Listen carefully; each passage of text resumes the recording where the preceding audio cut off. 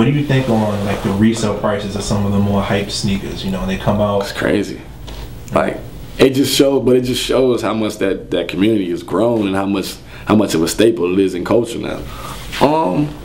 I think to a certain extent it's been positive, but I think because of some of the stuff that happens at some of those camp outs and people like busting windows and people going nuts, but I don't think that's so much, like that's not Nike and the sneakerheads community's fault. I think that's just so much of people that's in it more for the resale and everything else, not so much for like the actual culture of being a sneakerhead. Because like when you go to like sneaker summits, you never see people getting brawls and fights like that. Like you just only see that in camp outs and stuff like that, because people at sneaker summits are actually there for like the love of the sneaker community and like the trading and the selling off and the do. I mean, you make money off of it too, but at the same time, it's a different thing.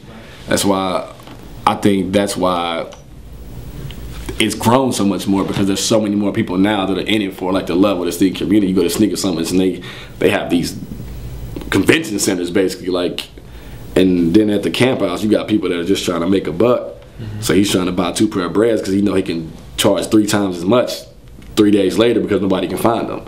It's a different, I'm not knocking nobody's hustle, but it's just a different way to look at it. It's become such a big thing now because that has given so much value to just the experience, the being like how, and that's how, like when you think about music, how it used to be before the internet, because that you couldn't just get it. Like those Yeezys, like nobody, you can't. There's not a surplus of that.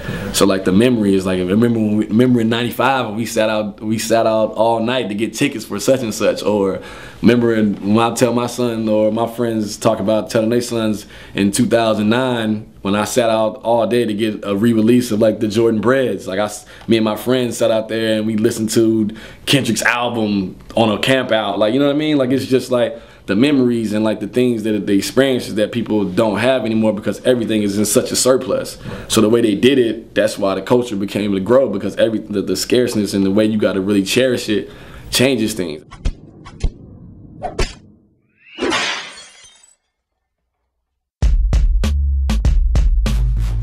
He gets you sick. Like you want to rob Kanye.